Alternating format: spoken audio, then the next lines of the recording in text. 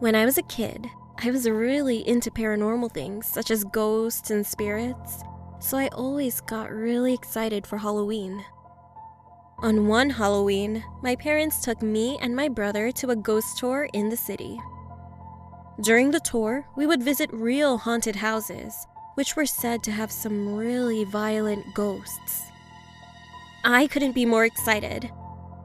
We arrived at the location for the tour meetup, an empty parking lot, but we were a bit early and nobody else had arrived yet.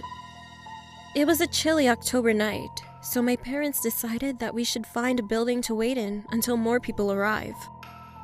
We walked over to the building that the parking lot was meant for, an old hotel, and entered the vestibule.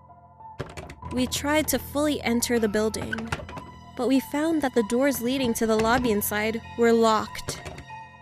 After a few minutes of standing around, I started to feel strange. A nauseous feeling had swept my stomach. Goosebumps ran up and down my arms, and a piercing feeling of being watched was stabbing, almost burning my back. Looking around, it was obvious that me and my family were the only ones inside the vestibule. The lobby of the building was also devoid of people. Once we saw people enter the parking lot, we left, and I felt better.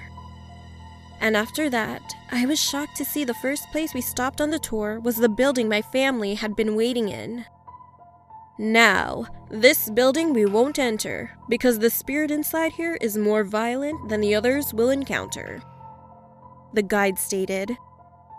In here, we have the Shadow Man. He doesn't terrorize the whole building, just the area that you enter through.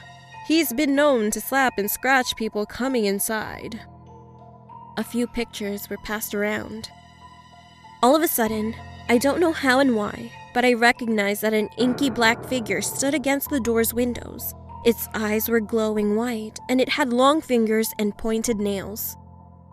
It was freaky to think that I might have been targeted by the Shadow Man, but I didn't think much of it until after the tour when my family went back home. I started to complain to my mom that my back was itching and burning, so she grabbed some ointment and told me she would look at it. We thought it was just a bug bite. We had been walking around outside at night after all. When she lifted my shirt, she asked when I had scratched my back. I told her I hadn't. She took a picture on her phone and showed it to me. I was met with a long red scratch leading from my shoulder to the middle of my back. The skin on my back was a shade of red, like a rash.